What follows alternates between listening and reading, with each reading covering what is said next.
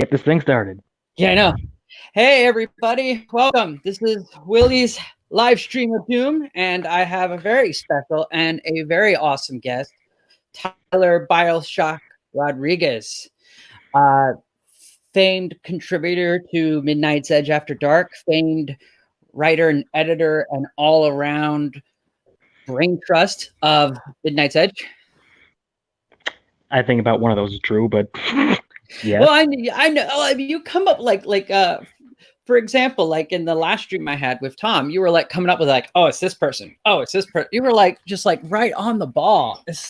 So that's why I think you are a brain trust, because you even in some of the streams where you're not contributing on in Mead, you pop in facts and they're like, oh yeah, here you go. Here's our. So I consider you a brain trust. Oh, well, I'll take that compliment. I guess I'm just good at doing research. Yeah. Hey, to be honest, that's like one of the funniest things is that from what I understand is like when I've talked to a few people who were lawyers and doctors and stuff, and the real intelligence that is, in being a doctor or being a lawyer is just basically researching and studying shit. That's like half of what they teach you. They teach you deductive reasoning, yeah, but they also teach you how to research. So that right there is half the battle. Oh, absolutely. It's one thing I read, that most lawyers have a history degree, mostly because they can just remember the laws and the rules. Yeah.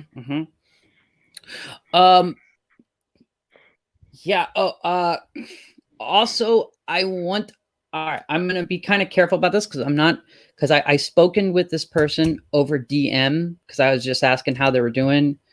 But I hope you guys like send good vibes toward Geeky Candy, because she's really not feeling well. And yeah, and so please, I don't know if I can go into like what exactly it is, but she she figured out she was, came down with something pretty bad. So not the beer virus, but something pretty bad. So just wish her good health and good vibes. Yeah, I wish anyone the best of luck in these trying times. Absolutely. Exactly. I'm trying my best to, because like I don't, the way I see it is like if you talk to me in DM, like a certain expectation of keep off the note of off the record, but at the same time, Geeky Candy is such a sweetheart and has helped a lot of people within the fandom menace. It's kind of like, dude, this is one of the things where bending those rules might be for the good. Yeah, I can understand. Yeah. So anyway, so we got an interesting show tonight, folks. So we're going to talk about two things that have been kind of hidden under the radar. And one is that apparently Zack Synder has apparently this is like happened, I guess, last year, is that Zack Synder basically revealed his entire 5-film plan for the DCEU, from Man of Steel to Justice League 3. It was like, apparently it was Man of Steel, Batman vs Superman, Justice League 1, 2, and 3. Ow. I know, but I posted a video where from some guy who was talking about it, who kind of went over it in the Midnight's Edge page. But here's kind of I pulled up some articles from Screen Rant about it, just to kind of go through and kind of tell you all about it. So basically, the basic premise of Batman vs Superman pretty much played out. Like, Superman was supposed to die. It was supposed to be, Doomsday to come in to kill him. Let me see. So earlier, okay. Okay, one of the things. So in Justice League, it wasn't the original villain was not supposed to be Steppenwolf. It was supposed to be Darkseid.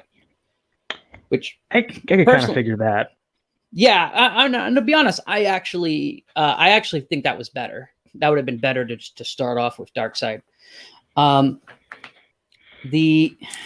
Jeez. So I'm sorry. I'm going through. I'm scrubbing through the article and screening it because it's not as complete. Like I was reading it before we went on, and I was like, it's not as detailed as the video that I put up there. But it's, I was just trying to kind of go through and trying to fill some of the blanks. So basically, they kind of fight Darkseid to a draw. And then in the second one, Batman decides, Batman kind of leads the group into going to Apocalypse, taking the fight to Apocalypse. And they use boom tubes and stuff to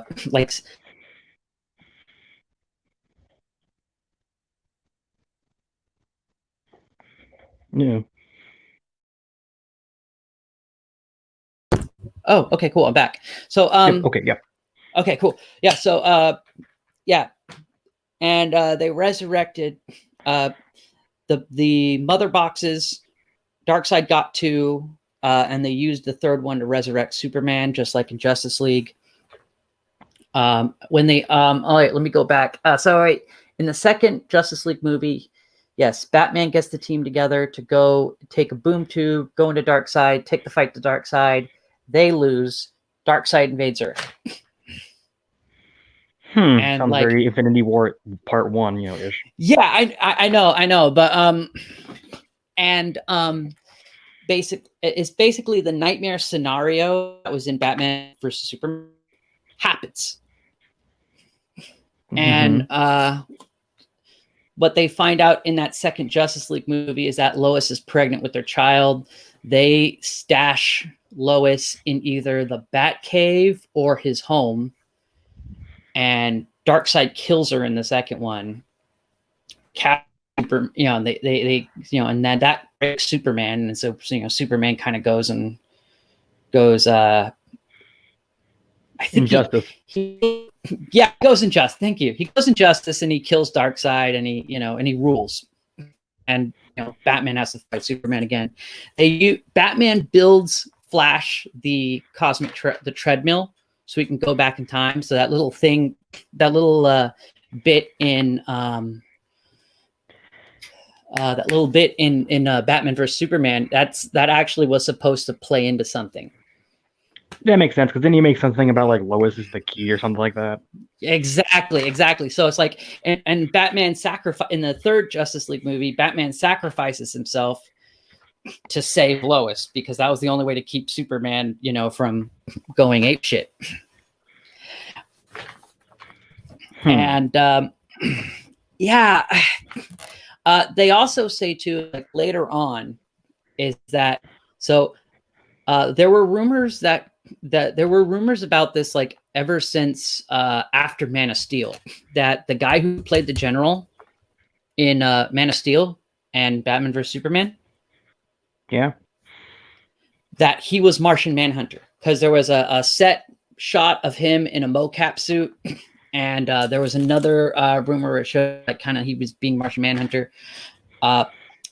Snyder confirmed that was actually the case.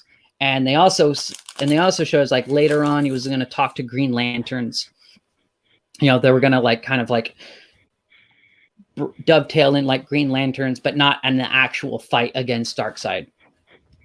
So I guess like because they know they also set up like back when they announced all the movies, Green Lantern was on the list. Exactly. So like the night the 7 that they were talking about was basically Batman, Superman, Woman, Flash, Aquaman, Martian Manhunter. Yeah, that makes sense. Yeah, and like, so I mean that's the abridged version. It's basically like a lot of it. There's okay, so I liked parts of Batman vs Superman, but there were parts I disagreed with, and some of the parts I disagreed with they were going full speed ahead. I don't know. That's just my take. Yeah, I didn't like Batman v Superman, no matter which cut we're talking about, because it just felt like we're rushing through all this. Here's this person, here's this person, here's this person, dead, dead. Ugh. I like, and I what I was always saying about with Batman vs Superman was that they didn't really need it. Like all they needed to do was basically have a guy go on a board and write Batman vs Superman with Lex Luthor, and maybe if you wanted to include Wonder Woman and Wonder Woman, and that's it. Because it's like the story of how to do it would have been. It was they've already like a world's remember Superman the animated series where they had the world's finest team up. Oh yeah, I mean they already kind of hatched it out like how that would work. Yeah, like they should have had Wonder Woman put in that one scene where they're meeting in the mansion, and then maybe a post-credit scene. They shouldn't have had her fight at the end. Well, no.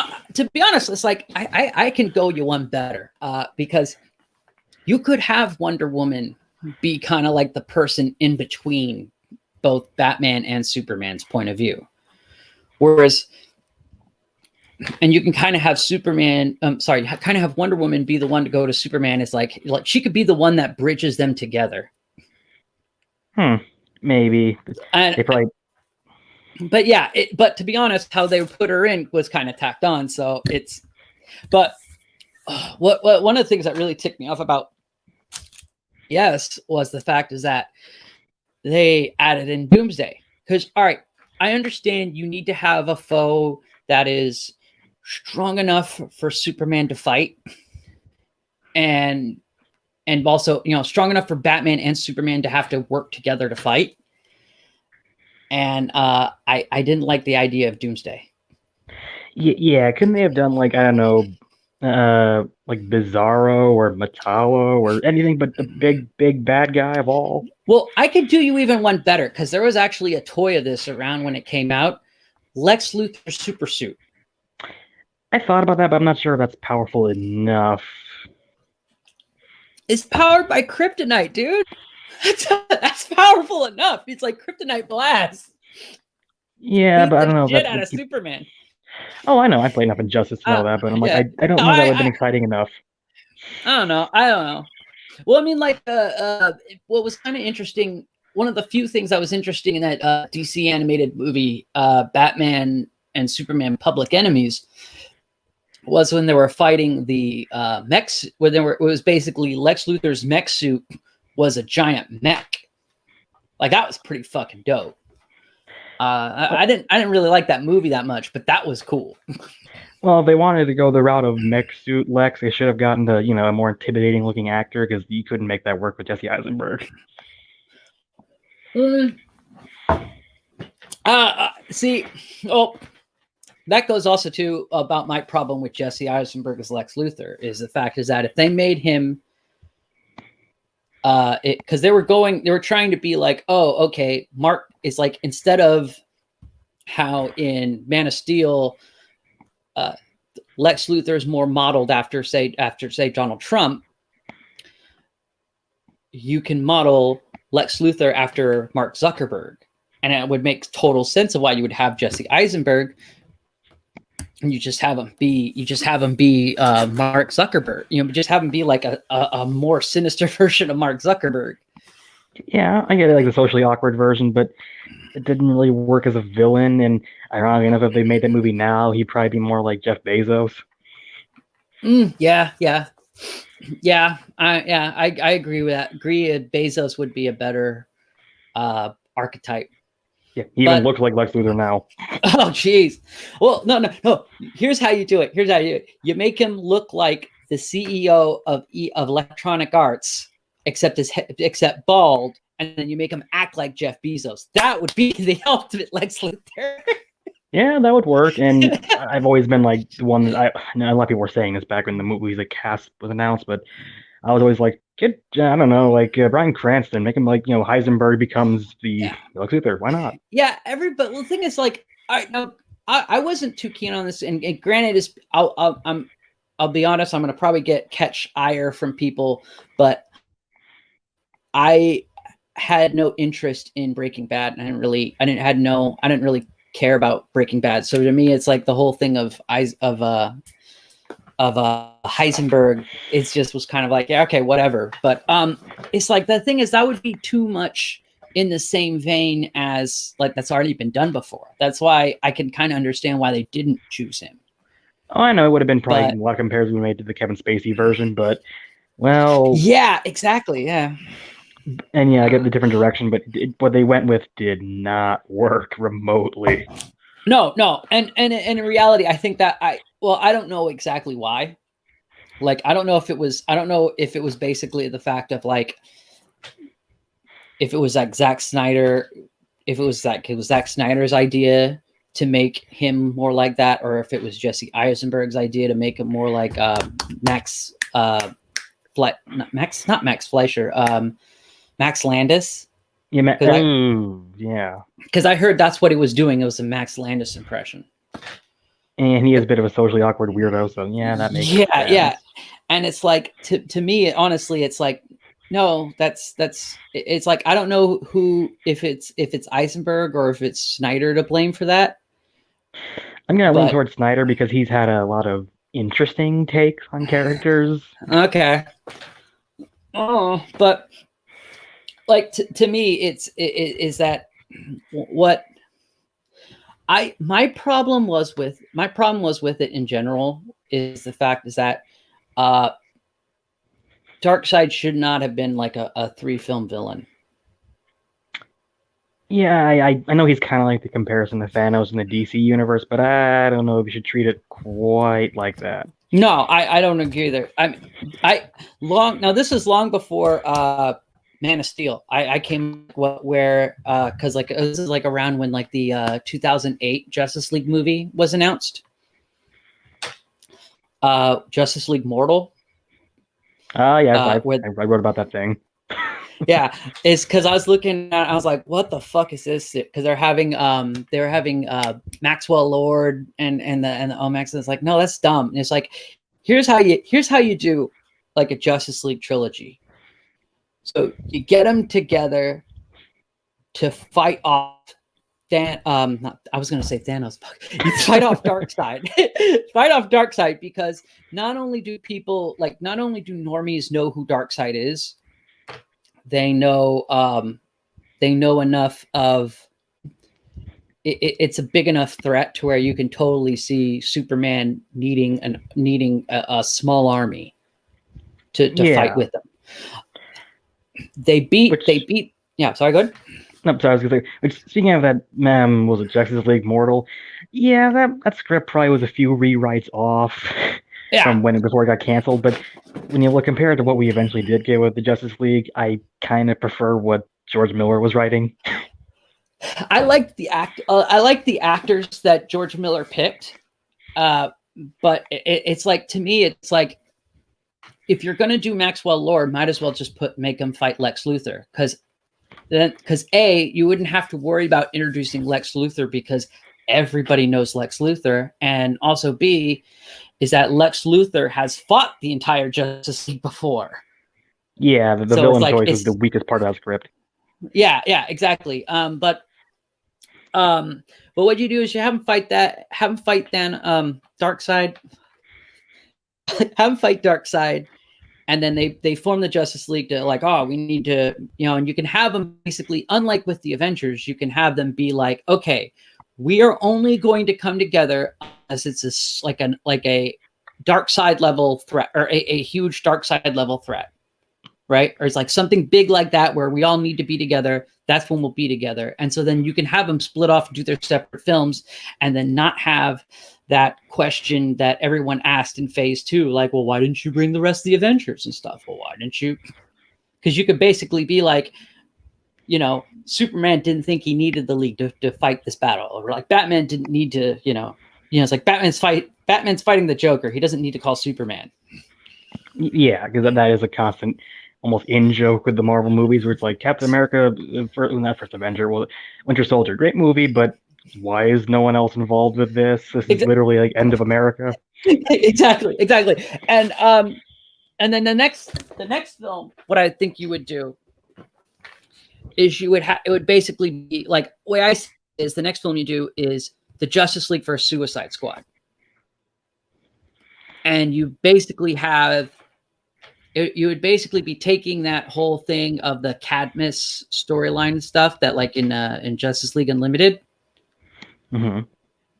You condense that to a movie form, and then you basically have the Suicide Squad serve as enforcers. And especially after the Suicide Squad movie came out, it would have been it would have been like you would have cut back a lot of the work, but because you already introduced the Suicide Squad in another movie.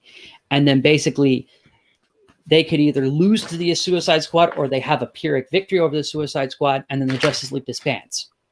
Yeah, like I imagine that they were going to be integrated at some point. Why don't you make a Suicide Squad movie and then never do anything with it? Exactly. Yeah. That was dumb. I have a feeling is that whole thing, that whole 5-film thing, that was his pitch, and then they decided to change things up. Yeah, the pitch was, that was a pitch, and then Batman v Superman came out and everything fell apart. Yeah, oh yeah. And like the biggest, like, I could tell you, like, half of the argument could have been half of the problems could have been solved if you just followed through. Because remember how they said, like, oh, well, we're going to make this as like a sort of a reaction to Man of Steel. And it's like, the fact that Superman killed, well, he needed to get to that, that thing of no killing, Mm-hmm. And it's like, if at that scene where the terrorist has Lois by gunpoint and Superman just flows him, like just launches him into a wall. Is that after Jimmy Olsen got shot?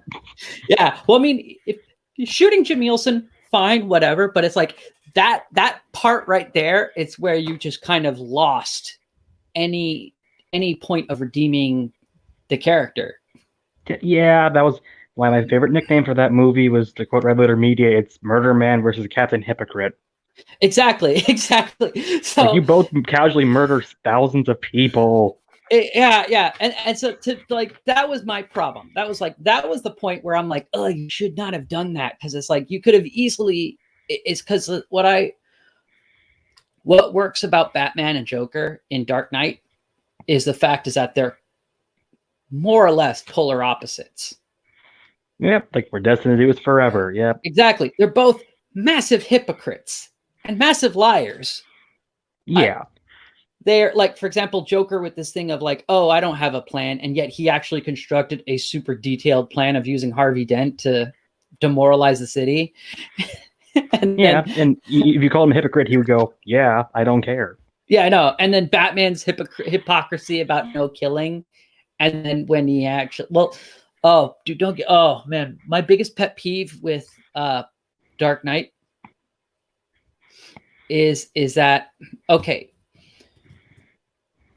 in Batman Begins, Batman's like, I don't have to save you. I'm not going to kill you, but I don't have to save you. And he could have done this. At that because that is totally murder by letter of the law. It's manslaughter.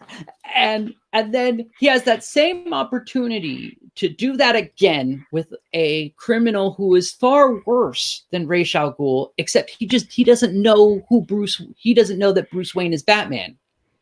And he saves him. Yeah. It seems like the only reason why you let Ra's al Ghul die was because he knew who you were. Yeah, and that's okay. One of the things with Batman v Superman, I don't like the Batman murders, but if you're gonna make him be a murdering Batman, then don't make him have supervillains that are somehow still alive. Oh, with Batman v Superman, the Batman.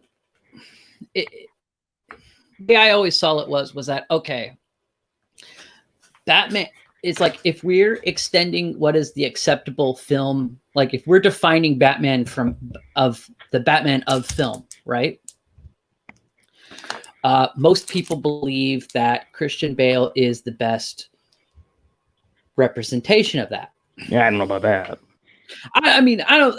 That's to me seemed to be the general consensus. I could be wrong. I don't think he is at all, but I mean, that's what, from what I understand, that's what a lot of people think or thought. Yeah. And there were rumors that Dark Knight was an allegory for 9/11. You know, about, and basically it's like, you know, Batman was basically, he was like, he was, doing things of like, engaging in, mass surveillance, unlawful surveillance, etc.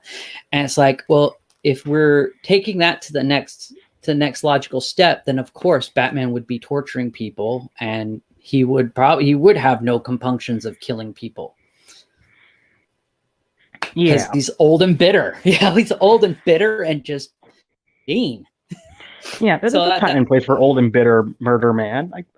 I'm not entirely against that in principle. Just the way it's done in the movie is very poor. Oh yeah, I think part of the problem of why it was so poorly is just because the fact is that they didn't make Superman. No, they made him like annoyed to save people. It's like, oh, come on, do I have to save you? Yeah, exactly. And that was the problem. If they made Henry Cavill be the Superman that we know and love and accept in film, then it would have been fine, because it would have been fine of having Batman basically be the bad guy. It's just they pushed out. For lack of a term, they pushed out. If they had made him like he is in Justice League, where he's like, okay, this is the Superman I actually know. Mm-hmm. Yeah. They pushed out, and that was their problem. But yeah, it's just like a lot of things, like what Zack Synder, it's like a lot of what bothers me is a lot of the stuff he was planning. I'm not bored with. Yeah, it's like you can do like a Justice League where it can be like that past the MCU by giving us like little chunks of stories where, like how I was saying, like in the first, how was I saying, like in a first and a second, right?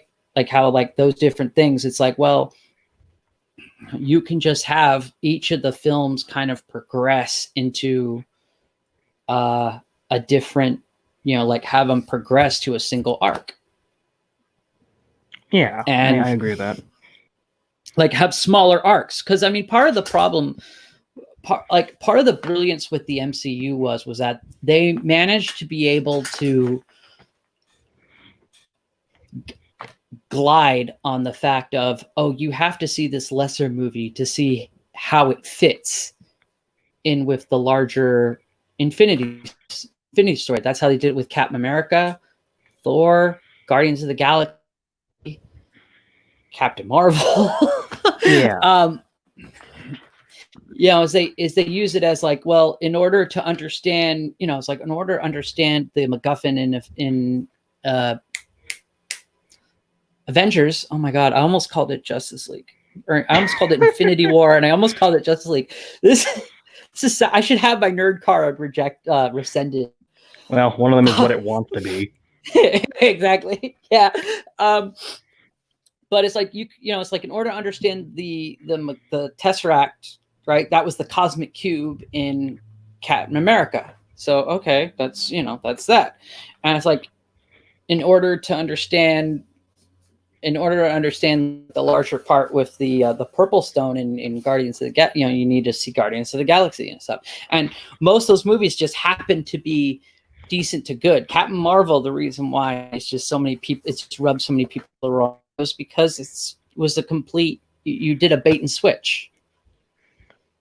Yeah, like perfect analogy here for the movies, which is, imagine you're climbing a mountain, and the MCU, each movie is like the slightest, one left here, one right here, the hook, and you get slowly going up there, and then you get it. Takes a long time to get there, but you do. But with DC, they went, oh, we got to catch up, so they're just doing giant leap here, giant leap there, and eventually they just fell off and just fell all the way down.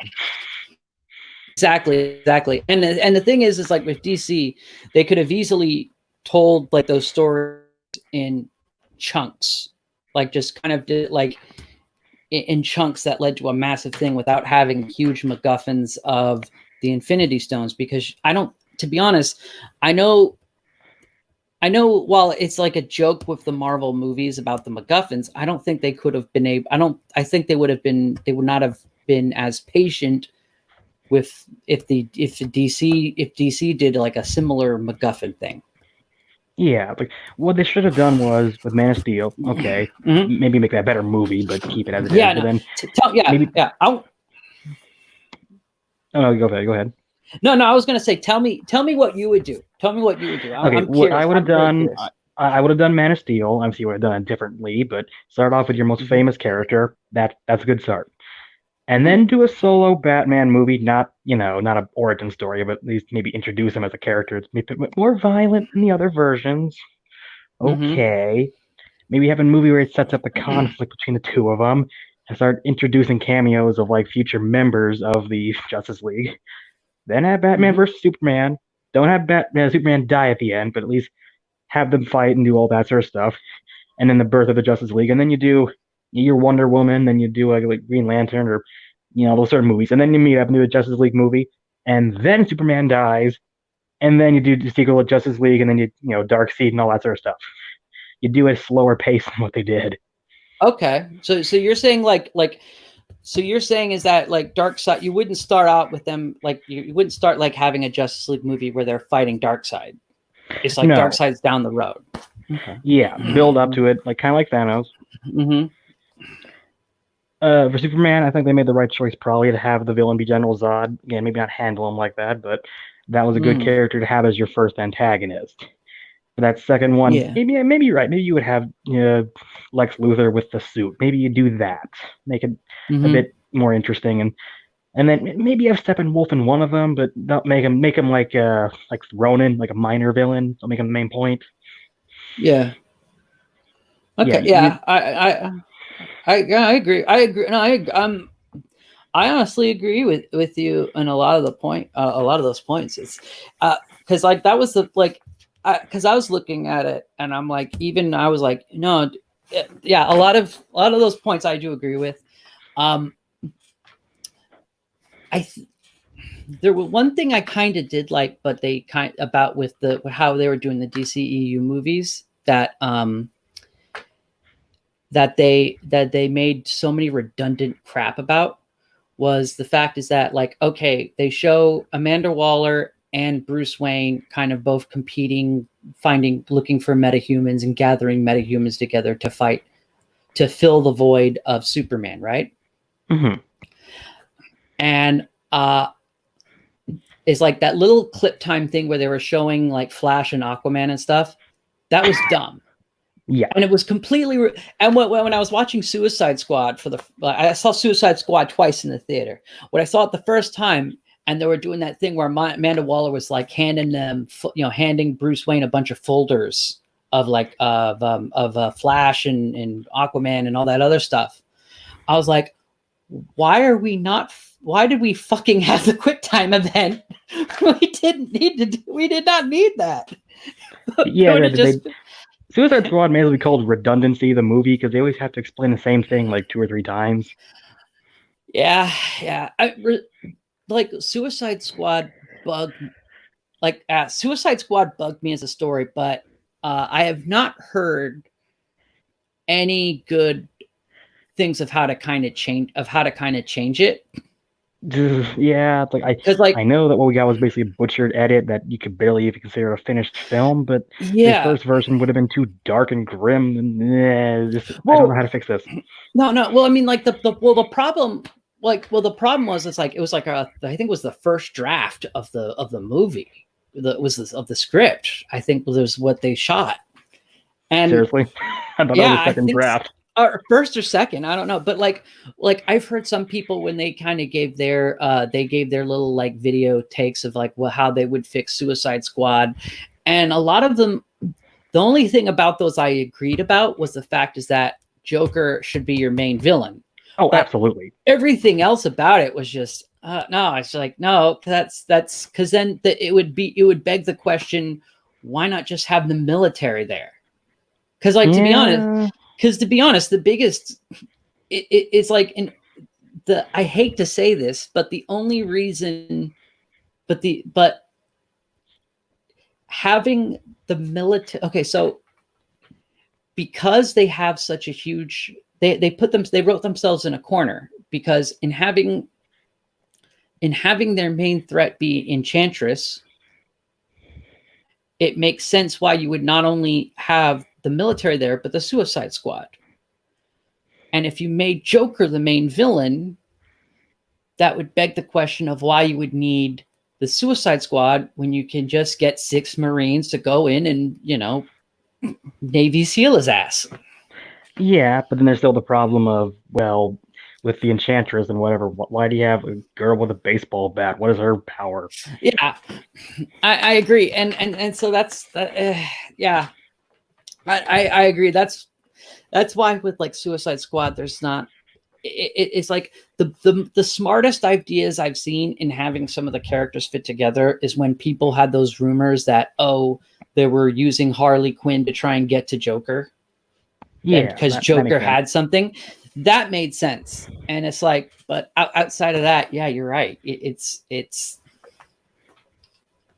Yeah, that movie needed the biggest rewrite of them all because like what you yeah, have like is not serviceable, no matter how much you edit it around or change slight scripts. Like, this couldn't be fixed.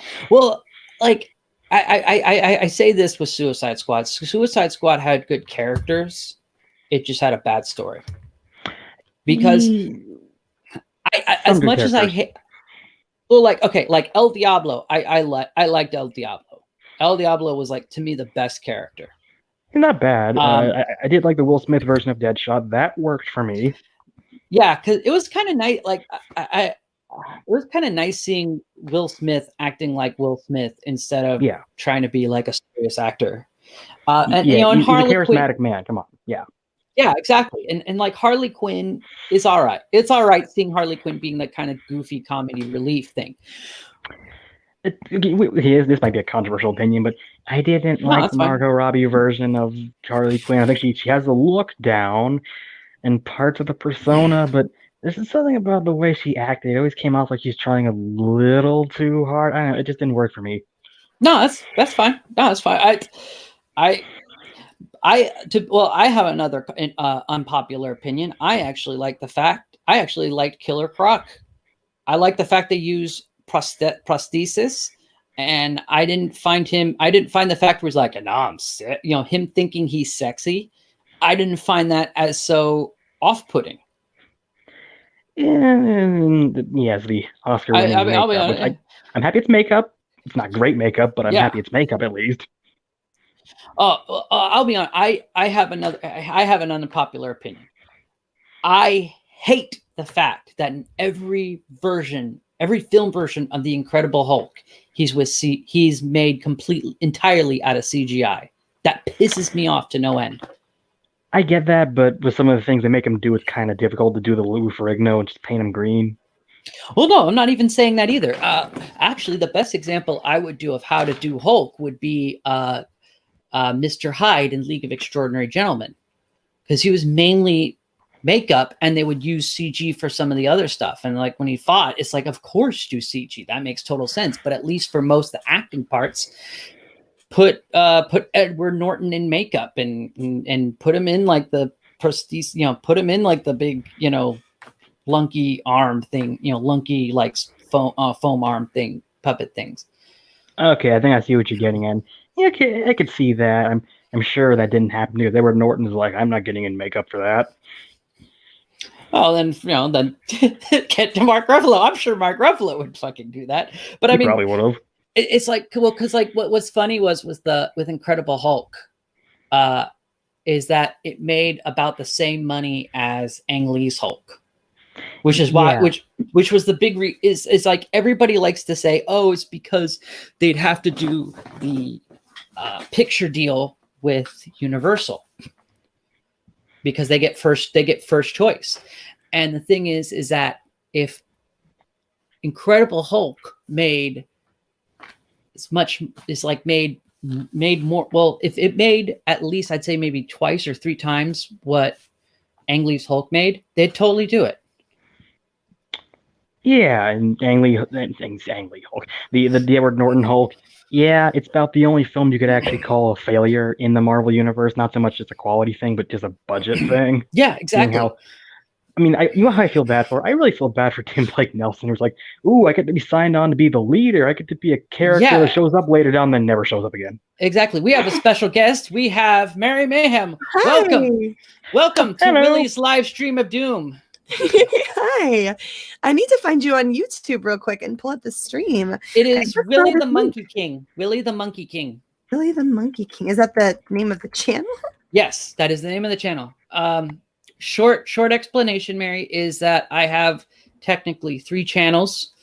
I have one for my animation stuff, and I have a personal one where I go and I basically like creep around all the channels, like a personal one where I just watch channels and stuff. I don't really post any videos. And then I have this one, which is for all the non-animation stuff. So like live streams, videos, and etc. Oh, gotcha. All right, I just pulled it up. Let me leave you a like here. Oh, thank you. And, yeah. Hey, Mary, it's been a while. Hi, how are you, Tyler? How's your aunt? She's still doing pretty good. I got her all the stuff I promised her back in Christmas. I'm not gonna lie, dude. So weird. I know. Oh God, I have to see a picture of your aunt sometime soon.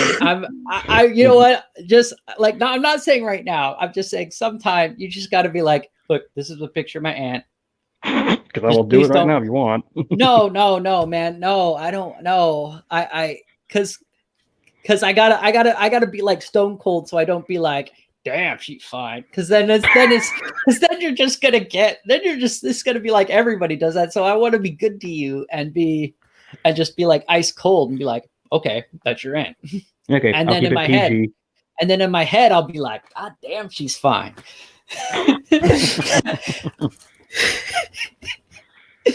I gotta show some sense of polite. I gotta show I'm not a complete creep. Yeah, and any of those hardcore watchers, I went with the red maid outfit. Oh wait. Okay, I need to see this now. I'm sorry, I need to see this now because now you're peeking. Oh, never mind. Anyway, how are you, Mary? How are you? Okay, so we were talking about. Apparently this kind of went under the radar, but Zack Synder basically did this. He released his kind of like his 5 movie plan thing for what he wanted to do with the DCEU. Okay. And it was like Man of Steel, BVS, and then Justice League 1 through 3. And basically the general premise of Batman vs Superman actually was what he kind of wanted to do. In Justice League, they fight Darkseid instead of Steppenwolf, and they fight him to a standstill. And then in Justice League 2, Batman decides to take the fight to them in Apocalypse. So they use a boom tube, and then they go down there. Oh, you know what, Tyler? I forgot to also mention the anti-life equation is free will. And so he kidnapped Superman to get the codex from him to basically find the anti-life equation. Oh, so that came back into it all. Okay. Yeah, exactly. I forgot about that. I'm sorry. But and then basically Superman, and what happens is that the Justice League fails to fight Apocalypse fight Darkseid on Apocalypse. God, I'm mixing. I said Apocalypse because of X-Men. I'm like mixing my Thanos. I was like mixing Thanos with Darkseid. Now I'm mixing Darkseid with Apocalypse. Smooth. They were all about as well used. Yeah, true. But so basically, then Darkseid does is he comes to Earth and invades it, kills Lois Lane, and then Superman goes in Justice, kills Darkseid, and then he rules, and that's where you get the nightmare world that was in Batman vs Superman, and then Batman builds he builds the cosmic treadmill for the Flash, and he goes back in time. That's how he does that go back in time thing from BVS. And Batman sacrifices himself to save Lois Lane. It's Lois, yeah. So is this a 5-movie plan? Yep. Yep.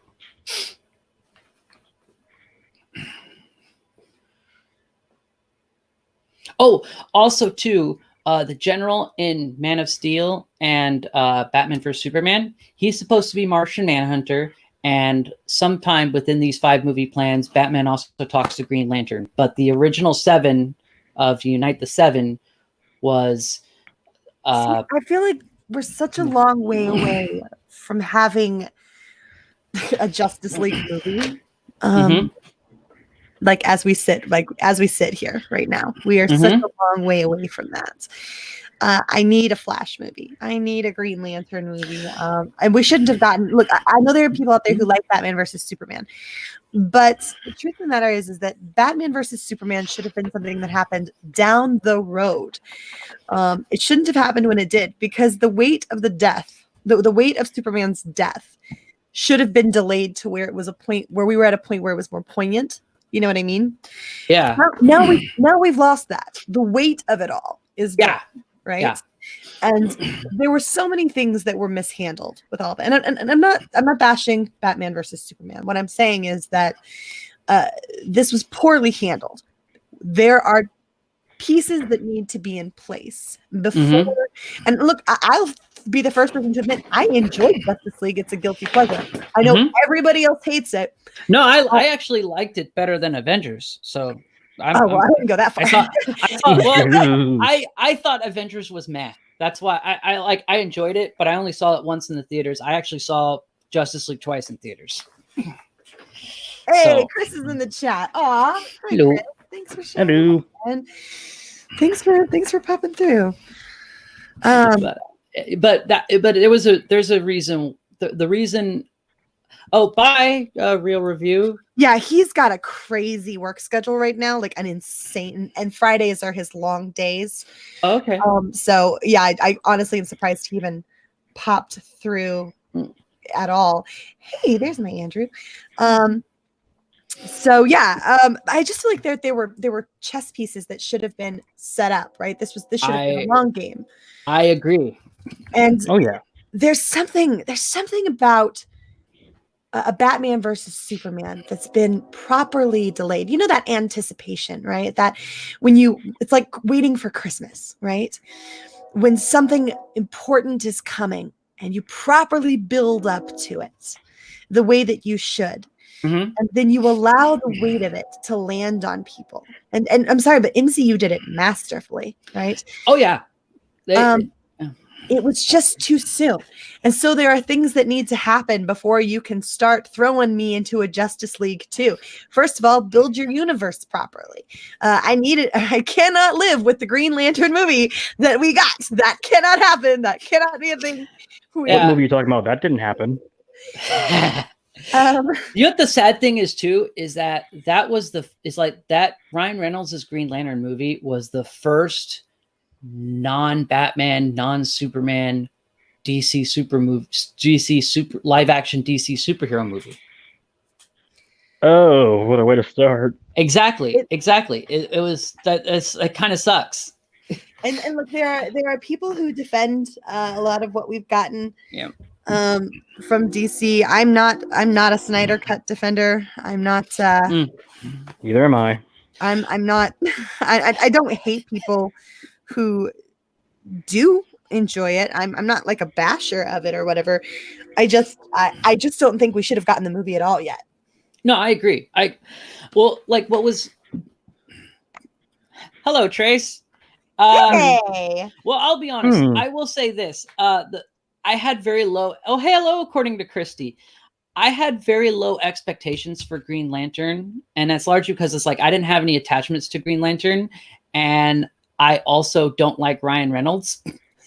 So like it's like to me, I was like, oh, thank God he's not the Flash, because I actually I love the Flash, and I was like, no,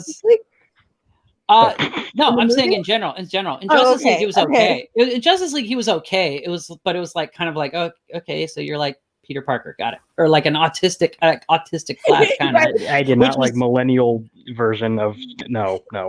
I mean, no, it's well, it's just there was a lot of things wrong with it, but But no, it's like no, because remember, Ryan Reynolds was going to either play Wally West or he was going to do Hal Jordan, and it's like I did not want him near Wally West. I love Wally West. Next, outside of Batman, he's my next favorite DC hero.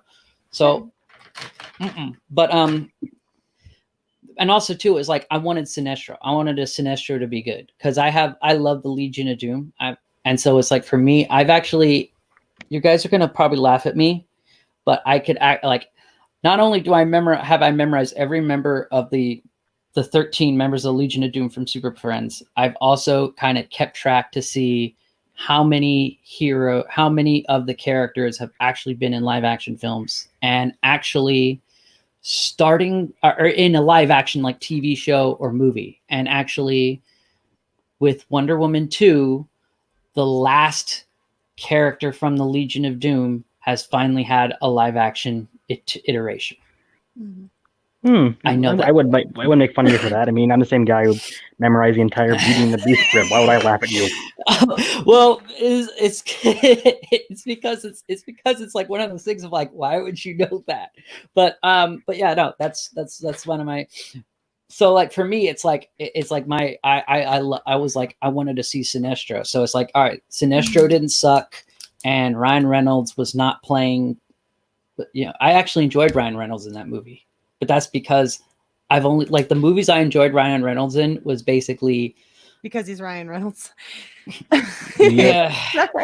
Well, it's not so much likable guy. It's like you could understand why anybody would enjoy anything with Ryan Reynolds in it. No, it's fine. Yeah. We'll see. Like I've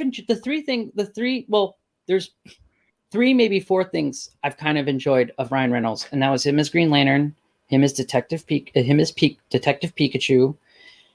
His YouTube channel, because he actually has a YouTube channel for a vodka that he produces, and that was actually funny. And maybe this new movie he's in called Free Guy or something like that, where it's basically like he lives in a video game world.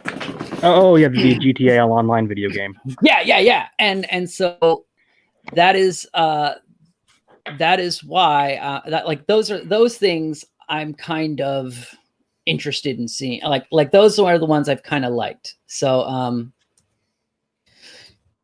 let me see. I'm gonna try. All right, here. You guys talk amongst yourselves for a sec. I'm gonna try and bring on another guest. But, okay. Are you talking about Andrew? Yes. I sent him the link already. Oh. Dude, nice. I love you. Thank you. Anyway, okay. Yeah. So we were basically talking about like our plans for like with the DC movie, but I'd like to change the topic to something a little bit more topical, and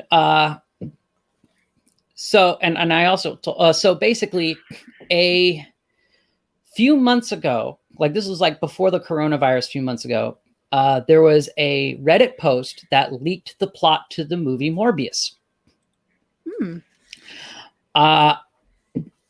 And as I said to Tyler earlier, I'll just I don't think I said it to him exactly, but I was going to read out the plot to him, and then get his opinion. And also, it'd be great to get your opinion as well. So don't worry if you don't know anything about Morbius, because it's great having normie opinions. Okay. So it says the film opens with Michael Morbius being awarded a Nobel Prize for his involvement in medical research. During his acceptance speech, he faints. Film cuts to. I know enough about Morbius to know he's a vampire. Yes, that's all I know too. The extent of my knowledge about. Okay, no worries. I will happily explain that as soon as I finish reading through it, and then we can. Okay. Yeah. No, I'll try and be quick and read through it, but I just want to be sure that I'm clear so that you're not like, what the fuck did he just say? Okay. So the film cuts to black and then cuts to Michael as a young child at school being bullied because he can't walk. But this is broken up by Emil Nikos, played by Jared Harris, who is a doctor working at the school. Cut to adult Michael having a discussion with Nikos, explaining that his disease is getting worse, and he suspects that he doesn't have long to live. He thanks Nikos for sticking with him throughout his life. Cut to young Michael in a hospital ward, playing chess against Nikos. Nikos encourages Michael to pursue his becoming a doctor and finding a cure for his disease. Nikos is then told that he has to see another patient, and Michael continues playing chess by himself. So he's playing with himself. Cut to Michael in hospital in New York, helping a young girl who has cancer. He then goes to take his medication. He is stopped by Loxus Crown, played by Matt Smith. He's the bad guy, who Michael doesn't know. Crown gives him a briefcase and his card. He tells Michael that these may help him find a cure. Pardon me. Cut to Michael being injected with his medication so that the writer kind of botched it up, by his wife. Yeah, English may not be his first language. No, I think it's just basically like typing fast. Martine Bancroft, played by Adrina Arjona. During the scene, Michael explained once again how he suspects he doesn't have long to live. Michael and Bancroft walk to their lab. Michael says he needs to try more radical ways to cure himself. Michael opens the briefcase. Inside is a dead bat and a giant knife. Looks more like a machete. Michael is confused, but studies the bat to find out it's a vampire bat, but nothing else. Once Bancroft leaves, Michael calls Crown and asks about the artifacts.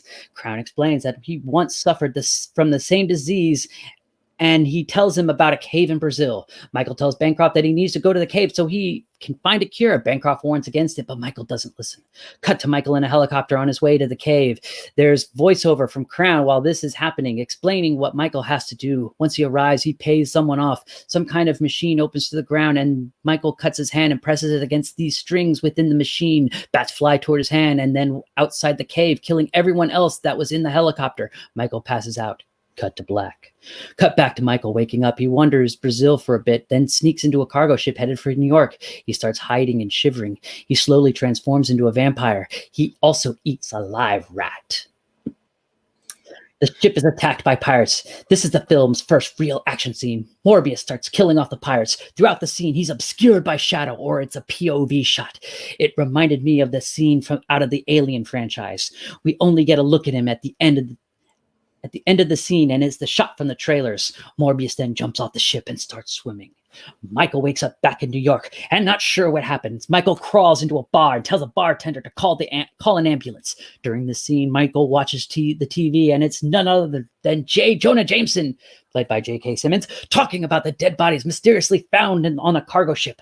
Michael then gets flashbacks. The ambulance arrives, and he's rushed to the hospital where he works and tells everyone that he was mugged and his crutches were stolen. Once he's in his lab, he tells Bancroft and Nikos what really happened and locks himself in a containment to protect them. Michael's thirst for blood becomes too strong, and he breaks out. Bancroft and Nikos escape, but he runs after a doctor or nurse working there and is shot by security guards. Bancroft then injects Morbius with something, and he's knocked out. Morbius wakes up in his lab to finds a tomb there. There's nothing on it that says there's something on it that says all the answers you seek lie within me, Loxus. Michael opens it up to find a skeleton wearing a comic accurate Morbius suit, which Michael laughs at. The tomb is also covered in some ancient language, and Michael doesn't know how, but he's able to read it. Cut to Simon Stroud, Tyrese Gibson, investigating what caused the death of the pirates. Simon believes it was something supernatural that caused it, which the others laugh at. Simon has also a mechanical gauntlet on his right arm that gives him super strength in that arm. It's mentioned that the gauntlet is from Oscorp. Meanwhile, there's a montage of Michael testing out his new abilities. A lot of this seen in the trailers. Simon visits Emil Nikos and starts asking him questions about Michael. Meanwhile, Loxus Crown is in some kind of lab in the sewers and revealed to be incredibly skinny and has tattoos all over his body. He collapses. Cut to the tomb of Michael's lab, opening up itself. The skeleton in it starts fighting Morbius. This is the best scene in the movie because of how bonkers it is. Morbius defeats it by crushing its skull, and then the skeleton's costume attaches itself to Morbius. Loxus wakes up and casts some kind of magic on himself. He then walks onto the train tracks and stops a train with his weird magic spell. He then sucks the life out of everyone on board until he regains his strength and looks like normal Matt Smith. Loxus senses Simon Stroud is coming to ruin his plan. Then he possesses Morbius, who flies over to Nikos' house to kill Stroud. Stroud is able to put up a fight with Morbius because of his gauntlet, and Nikos is killed during the fight, leading Michael to snap out of it. Michael allows Stroud to arrest him. Okay, are we going through an entire script or not the entire script? It was just bullet points, and I think I'm like, okay, all right. You know what? I'll keep it brief. Hello, caffeinated, and hello. Nice to see you. Okay, so basically, howdy. Hello. So basically, after this, they show while he's in prison. So remember in the trailer that scene with Michael Keaton as a vulture. Mm-hmm. So basically, it hints at a Sinister Six movie within that box, because when Morbius breaks out of prison, he releases Matt Gargan, who is the guy with the scorpion tattoo in Spider-Man Homecoming, and Cletus Cassidy, who was Carnage in at the end credit scene in Venom. And they basically invite him to join the Sinister Six, but he's like, nah. And he fights Loxus. And end of story. He becomes like a reluctant. And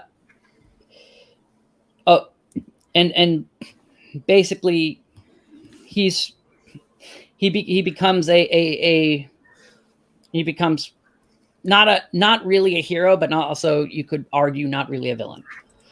So break it down for me. So we're talking about the Morbius movie, right? Yes. Mm-hmm. Okay. And all of this leading up to what we're talking about. I'm trying to understand where you're coming in with this. So basically, okay. So what I was reading right there. So I'm sorry if I was not clear enough. No. I'm trying to put all the pieces together. Like I saw Spider-Man Homecoming. I enjoyed it. I'm vaguely familiar with who the Sinister Six are. Just Oh, okay. It's like a Spider-Man version of Legion of the Doom. I like Spider-Man. I like Spider-Man. Yeah. No. So basically, the Sinister Six is 6 of Spider-Man's villains teaming up together to take on Spider-Man. Dr. Octopus? Yeah. And Sony. Sorry, Dr. Octopus and Sandman and I can't remember who all of them are. Vulture. Mysterio, Vulture. Mysterio, yeah. What's his name? The Green Goblin. No, the other one. The later. The one who Craven the Hunter. Craven. Yeah. So the usual lineup of the Sinister Six is Doc Ock, Sandman, Mysterio, Craven the Hunter, Vulture, and oh gosh, I'm gonna have to rescind my Spider-Man nerd card. Pretty sure it's Green Goblin. No, it's not Green Goblin. Well, you could roll the Goblin dice and pick almost any Spider-Man villain, and they've been on the Sinister Six at one point or another. That is true. Yeah. Since I'm pretty sure Silver Sable's been a part of it at one point. Like everyone's been a part of it. Well, more or less, like since the 2000s, that's been the case. Because like even Venom was Electro. That's what I was thinking. It was Electro. Oh, everyone's favorite. So yeah, usually those 6 are the people who are usually on the Sinister Six. They'll sometimes swap out with other people. But hey, sorry. Christy. I love Christy. She's great. And hey, Stephen Walton's here. Yeah. Oh, cool. Nice. And Rhino. Oh, I'm sorry, but yeah. So basically, I was oh, sorry. I gotta hide that. So basically, the longer short of it was there was a few months ago, there was a someone leaked bullet point plot of the movie online. And because of the fact that it's like, because there was the fact that it could very well be accurate, because that's how movies like, for example, Ghostbusters 2016 have been, re-leaked. It could be the thing, and it matches up with certain things. It could also be the draft of it, because there are a few differences between the way the plot and the trailers have made it look, but Yeah, exactly. And so now in the comics, Michael Morbius basically through some weird funky thing becomes a living vampire. So where it's like he's not undead and resurrected, like like, you know, Dracula, but he's like basically it's like Spider-Man but with vampire bats. Spider-Man's origin but with vampire bats. And so he becomes a vampire. This guy, the bad guy Loxus, Doctor Who's character is basically. I'm going to be super transparent here. I'm not crazy over the moon about a Morbius movie. Neither am I. And I'm a big Spider-Man fan. Neither. I remember Morbius from Spider-Man. You know, I do remember that. Because it was in the cartoon. And I've never read a whole bunch of comics, but I do remember Morbius. And I remember enjoying that. But there were a lot of other things that I was far more like, you know what I would have loved to have seen was like a series of, do you remember when Mary Jane was like a freaking clone? Yeah. Do you remember that? Like, I would have loved to have seen that go down. That would have been cool. Like, to see, like, that would give a new spin to some Spider-Man movies, some stuff like that. I'd love to see some Craven stuff. That's a lot of fun. I'd love to see some Black Cat stuff. Oh, yeah, Black Cat. I really like Black Cat. Maybe not on her own. Just on her own. Come on. Yeah. No, Black Cat on her own would be interesting.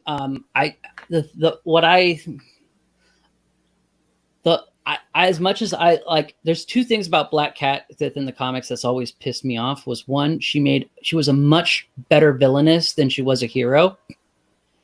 And especially like if you read like if you find online or find in the trades like her first two appearances, because like it was a two-parter, is like how they did her visuals and stuff worked, and it's like they made her seem to have like bad luck powers. But what it was really was just basically her engineering situations like traps and stuff that kind of like made Spider-Man look like a dumbass. And so it was really great. And that's because she was very smart, very, very smart in a tactical sort of way. But then they just kind of, and that you got this thing of at first where it was almost like it wasn't like Batman and Catwoman per se, but it was like I really want you to be a good guy, but I really like you. So. You were talking earlier, so you brought on a DC guru here. You brought on Andrew, and he could actually make a commentary on that kind of stuff, at least far more efficiently than I ever could. And you were chatting about that earlier. In terms of the Justice League stuff, I feel ill-equipped, I guess is what I'm saying, to have this conversation. Well, no, because like Tyler said the same thing. And actually, to be honest, I'm more interested in what you guys think as people who don't really understand the character, because basically there's a lot of departures from the comics of Morbius, so it's like it's not even worth that. It's kind of like knowing the comics is not really that big of a deal. I kind of wanted your guys' views as an opinion, because in certain respects this works as a pretty decent horror movie, but in respect, I'm not sure it's being played as a horror movie though. It seems like it's being played as a more serious version of Doctor Strange. Yeah, that's what bothers me about it, because it's like when I saw the trailer, it looked like it might have been something like a little bit like a nice combination of a horror superhero movie, and I would have been down for that. I'll be honest, I'm not normally a fan of Venom, but I was actually like actually got me up to one of the things that got me kind of interested into seeing Venom in the first place was it was going to be kind of like along the lines of the Wolfman, where it's basically you have the guy who like transforms into a monster that kills people, and he's like, I don't want to be like this. I want to try to be, I want to get rid of it. Well, that's what you wanted. It's not quite what you got. No. And when I read the plot on Wikipedia, I'm like, oh, fuck this shit. This is bullshit. Also, judging by that movie, I'm going to say this would be a PG-13 movie, despite it probably being better than I don't know. But what I was kind of curious with your opinions was just how well it plays out in a movie. Because my opinion is that this is like shit. This is like a 90s superhero movie. It plays out like a 90s superhero movie that tries like a Spawn. Yeah. And I'm not down for that. It's like, because I'll be honest, as much as I hate the term, I have a personal pet peeve with the term antihero. It's because basically this is a guy he's a villain because he's a victim to his passions, which is sucking people's blood and murdering them. And which so could make work. You could make work as like a person who is trying to find a balance between that, and that would have worked as a good movie. But it seems like what they're working on was Ghost Rider should have been the horror superhero movie. Well, horror anti-hero. Here, I'm gonna put this up. Some guy named the Senate. This, you don't know what it is? Oh, dude, no, I don't. But I that's an interesting idea. But yeah, so that was my thing. I was kind of curious on like how well does it play out to like even a movie, let alone like as a movie. I will say this. I think they're taking a few notes, not from the comic, but from Bram Stoker's Dracula, because the scene you're talking about with the cargo ship very much reminds me of the scene in the book with the Demeter. Yeah, I noticed that too. I noticed that too. I mean, I'll be honest though. It's a great setup for a nice fight scene, because usually in Dracula movies they kind of just gloss over. Yeah, usually that like part. The Shadow's dead. Yeah, exactly. Or like Nosferatu, where it's basically like he just comes up from the bow and he's like, "Hey, what's up, dog?" In a cut, they all died. Yeah, exactly. You know what, Andrew? I'm sorry, I'm leaving you out in the cold. What do you? What, I'm sure you have views. What are your views? Tell me. Well, my views on what? If we're talking about the Morbius stuff specifically, yes. I'm admittedly a pretty big webhead myself, though Morbius is one of the characters I'm less well read on. However, based on the way that Sony is framing their own kind of, we'll say, expanded film universe within the realm of Spider-Man specifically, I think that the way that the character looks to be written, just based on the trailers that we've received and this potentially leaked script or bullet points of a leaked script, it looks like it reads and looks like it would fit within the realms of the universe that they're creating. Now, that's not to say that it's comic book accurate. Now, there should never be an expectation by comic book fans of a 1-to-1 ratio or 1-to-1 copy and paste. But that being said, there's no excuse to not try and make things as close as possible, because normies don't know the difference. Normies go to the movies. They want to see a fun movie. Just make a fun movie. If it's comic book accurate or not comic book accurate, the normies aren't going to know the difference. And they're not going to care. They just want a good, fun movie, ultimately. For me, particularly, I do want something that's more comic book accurate. That's why I have a huge issue, and I'm very vocal about it, with MCU Iron Man Jr., because I'm not going to call him Spider-Man, because it's not what he is. I agree. No, that's my big... I'm sorry for interrupting. Go ahead. You're good. But as far as Morbius goes specifically, I think visually it looks like it could be really cool. I think a good point that was brought up was that it does look like a darker take and a similar storyline to, say, Doctor Strange. It kind of has a similar feel to it in that respect.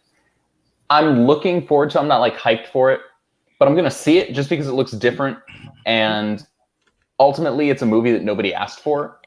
But I think that's Sony just trying to do something that's their own, with their own expanded kind of Spider-Man universe of films that they have going on. Honestly, I'd love for them to get Venom 2 right, and it not be a bad but fun movie, if that makes sense. I enjoyed Venom. That does. It's not a good movie, but I enjoyed it. I enjoyed it because of the second act solely. The first act was boring as hell. The second act was just a ton of fun, and it was exactly what I wanted from the entire film. And then the third act was just kind of copy and paste generic superhero film ending, and very anticlimactic. It was about as anticlimactic as the Green Lantern film. Yeah. And that's a whole nother thing. But I think the movie could work. The issue, I think, though, is going to be not enough people are going to go see it. It's not going to be one of those big draws.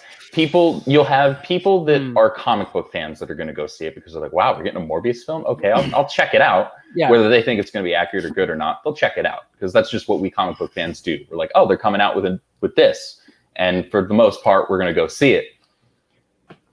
People who aren't comic book fans are going to be like, I think they're going to fall into one of two categories. They're going to be like big Jared Leto fans. They're going to go see it. Oh, And I have friends that fall into that category, and they're literally going to see it because it's a Jared Leto film. They know nothing about the character, and that's fine. You like that actor, so you're going to support that actor's work. I have a feeling that's probably going to be the way I'm going to see it, because my other of significance is a big Jared Leto fan. So I'm probably going to have to be dragged. I'm probably going to be dragged to see it. Okay, then here's a $1 billion question. Then, if you're a Jared Leto fan and you're I'm a not. Oh, you're not. Oh, I'm not. My girlfriend. Then. No, I said my other. Oh, I said my other of significance. My girlfriend. Okay. Never mind then. I will detract what my question was going to be. It's not as relevant. No. Well, okay, because you unpacked a lot of stuff. I agree with you wholeheartedly about Spider-Man, about the MCU Spider-Man. That's kind of ticked me off about him being basically Iron Man Jr. because, and I actually said this when Tom was on a stream with me earlier last week, and I said the same thing is that Spider-Man is Marvel's Batman, and it's like the thing is that Spider-Man is an independent person. He's almost like a YouTuber when it comes to like video production. You learn it on the fly. You learn audio, you learn editing, you learn that from doing it. So that's how a YouTuber learns it.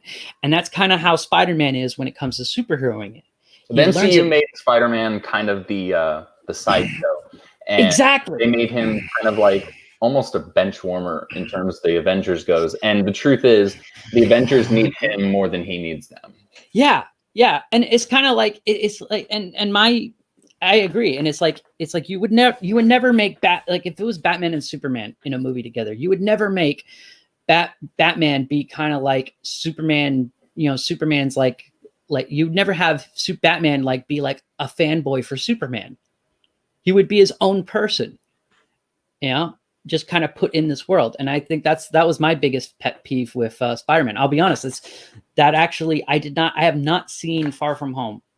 And that was a big reason why. And I was like sad because I had no desire to see Far From Home because I love Spider-Man. It's like Spider-Man and Batman. They're like my two top favorite heroes who fight for it all the time. Well, if you didn't like the first one, you're not going to like the second one. Trust me. Well, the first one was Homecoming was a good movie. It was all right. It was a good movie. It was well done.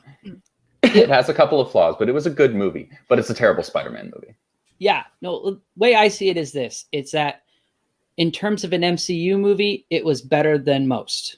In terms of a Spider-Man movie, no, it sucked.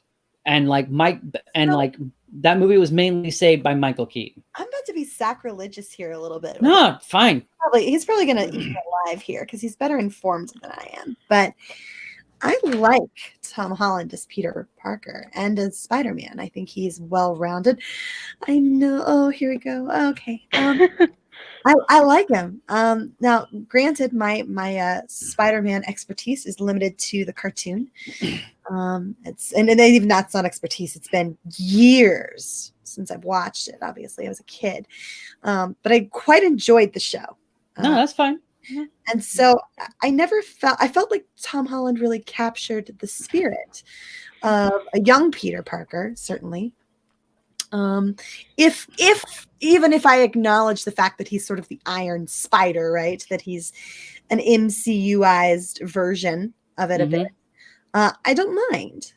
I really don't mind because there have been different iterations of characters all throughout history in terms of comic books and cartoons and all of these characters. And so I don't mind a little bit of a different spin on him, but he still feels like Spider-Man to me.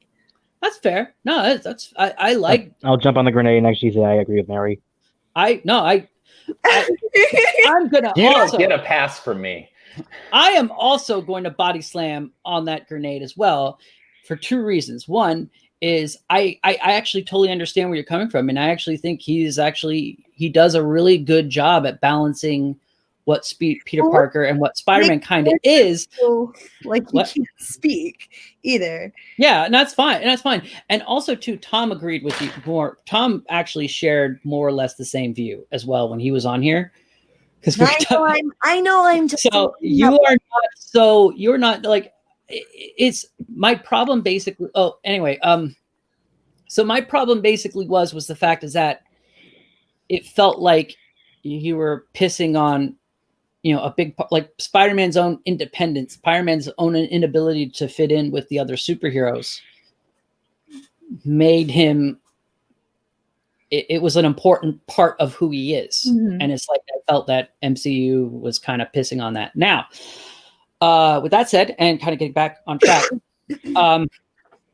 like I'll be honest, I like even though I knew like I didn't really want a Morbius movie either, but I was hoping it would be a nice horror movie superhero type thing, like Blade, or like how they're saying the Doctor Strange sequel is supposed to be. I kind of wanted the that. skeleton scene sounds like it's something straight out of Blade. Like I know, Blade 1. I know, and I'm kind of like, it's like that sounds kind of cool, but it's like most of the other stuff, it's just kind of like I can just imagine it just being a bunch of like edgelord sayings and stuff, and it's like I'm personally kind of like I'm not feeling it, because it's like I'm not feeling it as a because as a superhero movie it plays like a 90s superhero movie. So it's kind of not. A lot of the plot points feel like I've seen this before. Yeah, and as a horror movie, I'm kind of like, and that was the two things for me. But the reason I was very curious on your guys' opinions was because while I know you guys may not know the character or anything like that, you guys know movies, and you guys have been around, and you may not be like all into horror movies, but you've seen horror movies, so I figure somebody into horror films. Yeah. Well, I met Mary, because Mary was like, I don't do horror. It's like, screw that noise. Okay. I do not do horror. Okay, so look, the last time that I watched a horror film was Alien. Okay. And I literally puked on stream. Okay. It was a watch party, like turned off the camera and lost my lunch in my little pink trash can. It was horrifying. The face hugger. Nope. Never again. Never. Nope. Okay. I do not do horror. Wait, question? Especially gore. Please. Pink trash can? Well, yeah, in my room. I'm in my room. Okay, you just don't strike me as a Pink fan. That's all. I'm just Pink. I'm just curious. I'm just like what? Hold on. There's a Really? rotation of favorite colors here. The first and foremost favorite color is pink. Right below that is a nice sort of aqua teal, right? And then just below that is a nice, pretty pink. Okay. No. This is the lady who likes pretty princess. Come on. Yeah. Now. No. That's okay. That is true. She is into the princesses. But that is true. You can enjoy shooting people in the face and also enjoy pink. It is entirely. That is true. Yep. That is true. No. I should clarify that. So I'm going to clip that in Fortnite. Although if you come at me sideways in real life and you actually try to harm me, I will shoot you in the face. Yeah. But no. But I was just that was why I was asking. That's why no, totally fine. But that's why I was asking, because it's like is that.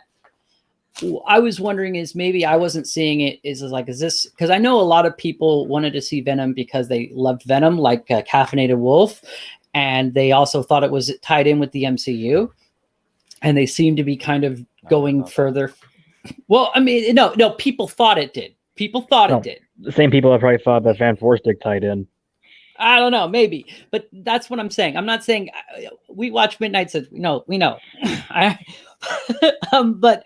It's like seems like since they're kind of doing that, they're kind of like trying to copy that. I'm kind of curious. Is this going to be another? Is this like? Is it maybe I don't see it that this is going to be some minor hit or something? Or I think Venom wasn't that a major hit, but it was a hit because everyone knows Venom. If you ask people on the street who's Venom, they're like, oh, that's the main villain from Spider-Man 3. They know that character. But if you ask people Michael Morbius, they're like, who the hell's that? Yeah. Michael Morbius only really works in as of how it kind of seeps in that horror aesthetic in Spider-Man, that gothic horror aesthetic. Which I like, but I don't think it's going to be gothic horror in this. No. Oh, no. But saying it's like Spider-Man has always had a horror element, like as a subtext. because it's like basically it's like because when you look at like the Certainly origin of never shied away from being gritty. no, but it's like because you look at like because you look at how how he gets his powers too. It's very similar to like the Fly. Yeah, and instead of turning into a giant, different, at least in terms of what I'm familiar with, which is, the cartoon and the movie. yeah. No, I'm saying even in the cartoon, they kind of reference that a little bit. It's really just episode. a moment of some bright colors, and then it's okay. So it excites him, but it's actually quite vivid in the cartoon. It doesn't feel horror-esque at all to me. Gritty, unsettling, I suppose, at times. Even Snow White is unsettling at times. Good stories have unsettling moments, so I don't know that absolutely. I would that horror. Okay. Although you want to mention horror and Spider-Man, I think the best you're ever going to get is probably Spider-Man 2 because of the Raimi influences. Well, yeah, but that's to be honest, that's why I think Raimi was. Oh, sorry. No, sorry. I was talking over you. Go ahead. No, darling. It's absolutely your show. I was just saying you're welcome to correct me if you disagree or if you because I'm not infallible and my knowledge. No. Limited. Way I see it is I'd much rather you feel comfortable in expressing disagreeing opinions, because then we have a discussion than versus like, oh yeah, that totally sucks. Like when we were talking about Justice League, when I was telling him about like the things when the Zack Synder like kind of revealed 5-film plan thing, instead of kind of going of like how, because we both agreed that like we didn't like that idea, we just kind of went on like how we could do it better and what was wrong with it. It's like it was like that was kind of where our conversation moved to. So it's like the fact you have a differing opinion, I don't care. That's fine. But I was going to say, well, I'll be honest. Part of my opinion was kind of informed by there was this book that had a bunch of essays about Spider-Man, and this was this came out before I think like somewhere in the 2000s, between maybe 2000. Actually, I'm with the Senate. The most horrifying Spider-Man was Amazing Spider-Man 2. That was a horror movie. So but like there was this book of essays about Spider-Man, and one of them was this essay called "Horror in Long Underwear." And the guy was the writer was basically making the case is that because of the restrictions that they had on comics at the time, they couldn't really do like a Kafka-esque, Kafka-like, monster, like, or like The Fly, where it's like it turns into like a like kind of Teenage Mutant hybrid thing. So they did it like this, but it's like all the stuff of it plays in like horror. And especially when you read like, especially when there's like villains like Morbius, who is an actual vampire, and especially like especially where you get these like animalistic villains who kind of anyway, after reading that essay, I was like, oh, hey, this is really good. This is really cool. And it's like, and I agreed with it. So that's kind of been informed by my thing. So I understand it's a very weird thought. And anyway, you know what? I mean, we kind of beat this one to death. And we kind of beat to death the other one too. Is there any questions you guys have, or any questions to chat maybe would want to have? I say something real quick because I am gonna have to scoot here. No, I gotta leave too soon, so that's why. But I wanted to at least. I'm sorry. No, I will say. Oh, say please don't, Willie. I wanted to say thank you to you. You've been such a wonderful, longtime supporter of my channel. Not just and you reach out to me pretty frequently in DMs, like not over the top. It's always very respectful and wonderful, and I've loved our interactions, and I just think the world of you. And you've never asked for anything from me before in terms of like literally the only thing. This is the first time you've ever been like, hey, you know, if you want, here's a stream link, and I was like, oh, heck yeah. I just wanted you to know that I appreciate you and that I'm really glad you invited me on, and I was happy to be here. Thank you. Yeah. Well, apologies to you, Mary, that I haven't really been on in 6 months because I've had a lot of work at like the supermarket I've had, and especially lately. Yeah. Yeah. You know, I'll tell you a peach, and you can holler anytime, dude. Ah, thank you. I'd like to say you guys are welcome anytime. You guys are welcome anytime, but I just wanted to invite you guys because at least it's better to talk with someone than just basically me being like, hey, you know, I'm doing this thing. Because I could, it's like, because, the stream, there was the stream I kind of did with Tom because I was waiting to see, you know, kind of Tom, you know, when Tom was coming on, I was showing like animation stuff I was working on and character drawing stuff, and it was just really, really cringy. So that's why I'm glad when you guys are, I'm glad to have people on. It sounds so sad. I'm sorry. I'm glad to have people on because I'd love to, because I like community. I like talking with you guys. I'm sorry. Hi, Captain. Well, anyway, yeah, sorry. It's just you seem really like uncomfortable, awkward, and I'm like, oh, is there anything I can do for you, dude? No, I'm good, man. Okay. Yeah, Andrew's just not like Andrew chimes in when he wants, you know. Yeah. And Yeah. Yes, I ma'am. chime in when I feel like I have something to offer. That's all. Last Otherwise, thing I I'll mention about let people sorry. talk. Got it. Last thing I mentioned about Michael Morbius is that I do kind of like the running gag we have in these new Sony movies where apparently we're going to have Carnage cameo every time with a different haircut. Yeah. This is makes me pull. I swear to God, the Sony stuff that they've been doing. Like I know I'm gonna piss people off when I say this. I liked the premise they set in Amazing Spider-Man 2 for having more adventures. How about this? And I just piss off the whole internet or however many people are watching. Sure. Amazing Spider-Man 1 is the best Spider-Man movie out there. I'll fight anybody who says anything else otherwise.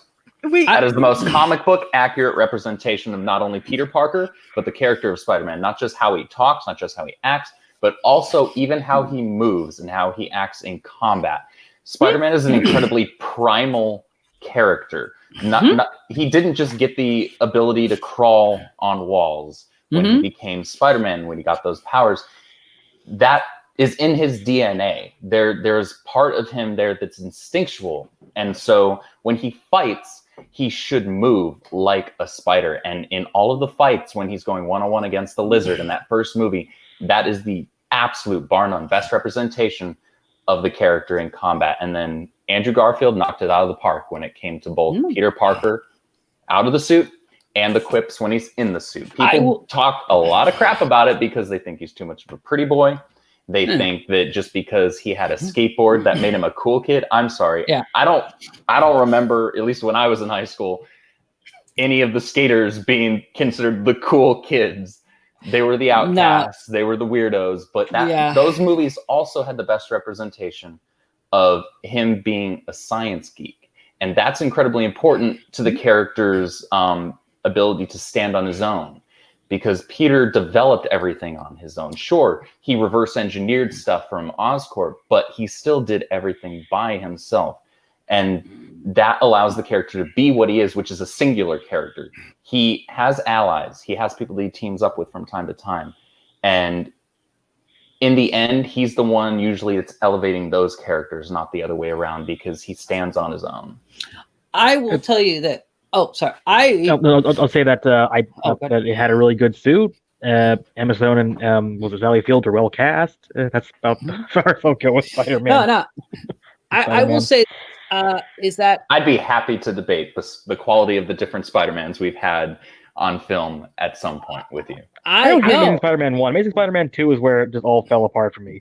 Amazing Spider-Man 2 had a lot of flaws, and I don't want to rabbit trail this, Willie, for purposes of your own stream. But I will relent that Amazing Spider-Man 2 has a lot of flaws, but it also has a lot of important beats that are incredibly integral to the character that nothing else has gotten right. All right, I'm going to stop you right here, Andrew. on your points, and I'm gonna even shut up on my points because I actually do want to, like, next stream. I want to have this. I want to have this. Because like I'll be honest, is when it comes to my favorite Spider-Man, it's Spider-Man 2, Amazing Spider-Man, and Amazing Spider-Man, and I think like Spider-Man, maybe Homecoming or Spider-Man 3, Amazing Spider-Man 2, and then Spider-Man, because wait, 3 over 1? One's 3 over 1. Oh, that's an interesting Because take. while there is parts about Spider-Man 3 that I do, there are a few parts of Spider-Man 1 that I think are really dumb and just about as cringy. But the one part I thought about Amazing Spider-Man, that that movie I love and would watch over and over and over again, and that's one where he chases after Uncle Ben. That when you see him like web shooting, going after Uncle Ben's killer. To me, that was like how other people would describe seeing Superman on the big screen, where they say, like, you can believe a man can fly. When I saw that scene, I believed a man can web sling. And Amazing Spider-Man made me feel that way again, which was like, I was so grateful about that. But I just have to laugh. I just have to laugh at the Senate in the chat real quick. He's like, "Wow, I thought I could piss people off. Congratulations!" I got in a little bit of an argument with Tom in the last stream because I basically gave my reasons of why I did not think Dark Knight was a good film. It was not a good Batman film, and it's like why I just did not like it that much. The Dark Knight trilogy is actually not a good representation of Batman in general. Oh, well, they're great films, however. Yeah. And I enjoyed the hell out of all 3 of them. Okay. And I've watched them all. Actually, I've only seen Dark Knight Rises twice. Yeah. Because that's my least favorite. But I'll watch Batman Begins over and over and over. Neither of the original Batman movies are very good version of the comic character. Oh, no. But Ben Affleck is actually probably the best. The script was awful. But in terms of his representation of the character at that point in his life, if I'm looking at the actual Dark Knight Returns comic book, that gritty, I'm sick of all this shit, so I'm just putting fools 6 feet underground. I'm not just throwing batarangs at their feet, I'm throwing them at their faces. That, honestly, I think he was a better representation of the character than we've had since Keaton. I agree. I agree wholeheartedly. Actually, Keaton's king. Yes. Well, okay. So Batman and Batman Returns, those are 2 of my like top 5 favorite movies of all time. So it's kind of like, and I know a lot of people are like, oh, that ain't Batman, that ain't ever. But it's like that's that version of Batman I find a million times more interesting and more just all around better than Bale. And the thing is my problem with the Bale Batman is that he's very hypocritical. It's like the movie and like the first and Batman Begins. I like that. There's parts about that movie I like a lot. Mainly it's the Scarecrow parts. I love the Scarecrow. I liked Cillian Murphy as Scarecrow. He was great. Oh, me too. He's great. And I liked actually how they made Batman is like what pissed me off about Dark Knight and Dark Knight Rises again was how bland they made Gotham City. Because Gotham City is like it's a larger than life place. It's like it's like Scorsese, New York City. It's not supposed to look like bland Chicago. Well, Gotham City is supposed to be a living organism in and of itself, and it's part of the entire Batman mythos. And Gotham City is to Batman like New York City is to Spider-Man. The city is actually a character. And that's not to jump back on this train, but that's another thing that the Amazing Spider-Man films got right, was that they involved the city a lot more. As you were saying with the Batman stuff, Gotham was very it was just there. It just existed. Yeah. It didn't have character to it. Yeah. Okay. But so this is why, Andrew, I want it next stream. I want you to come on.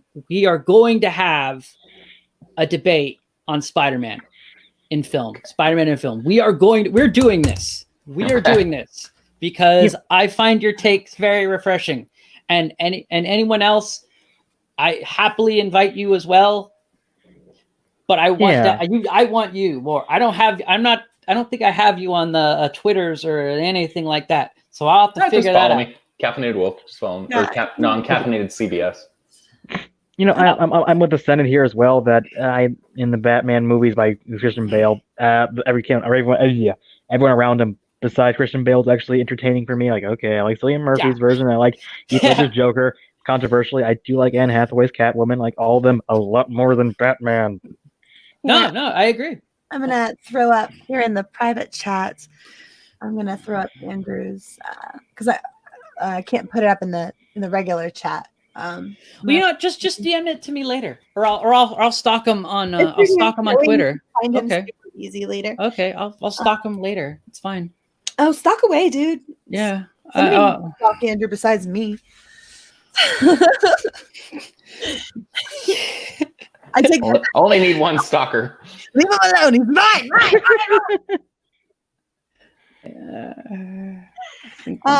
Andrew's a beast of that. No, I'm. There you go. I followed you, so I appreciate it. I will.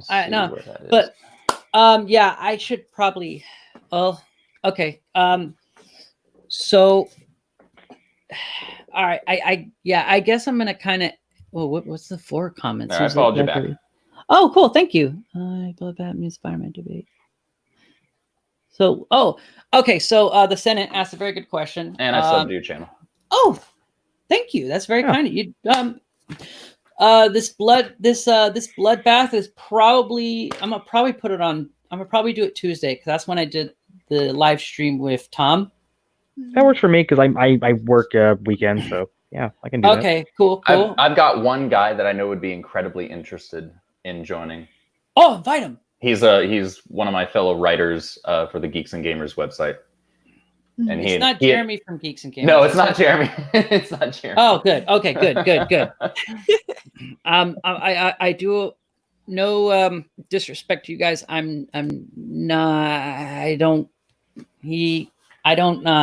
sure about that guy. Jeremy?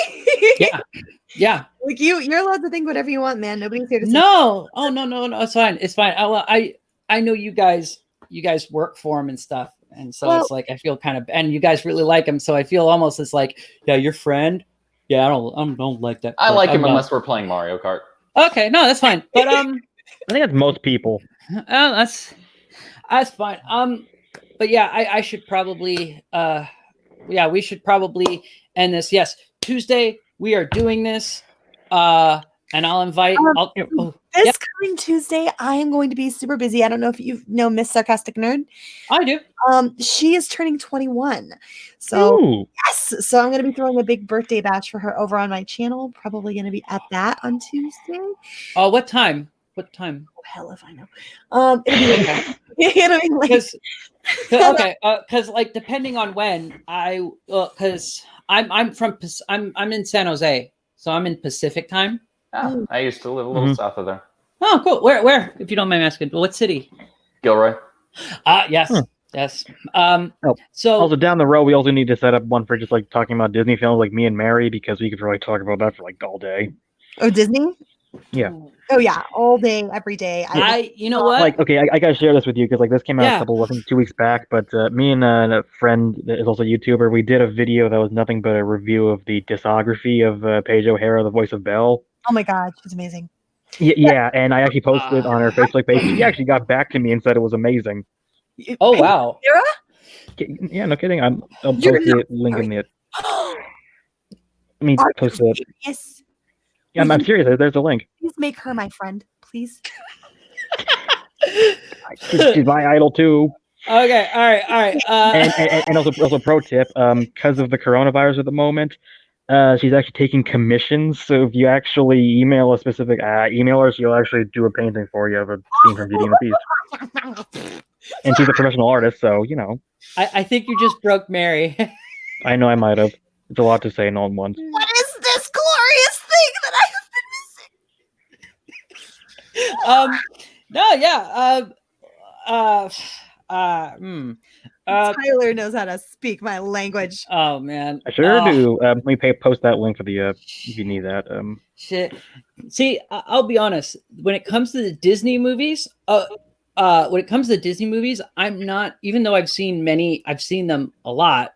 I'm not really the person to talk to. That see, that would be one where I kind of wish I can bring my other of significance on, because she could talk your ear off on all of them. Because like her favorite movie of all time is Dumbo. Oh, interesting choice. Yeah.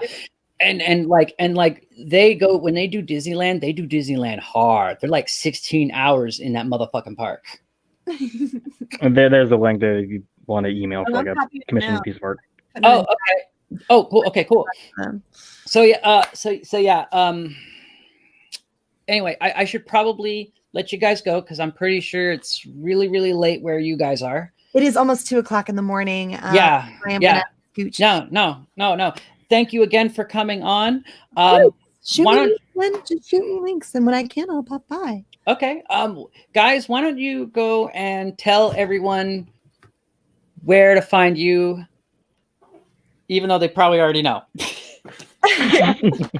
Sure. Well, do you want me to do the spiel? Yeah, whatever. Sure. I'll do the spiel. All right. So, hi, guys. I am Mary Mayhem. I'm the mistress of Mayhem, disruptor of the narrative, and official Whammon card holder. You can find me over on my channel, Mary Mayhem. You can also find me over on Midnight's Edge, where I do Toxic Femininity on Monday nights, as well as Geeks and Gamers. So please feel free to go check me out.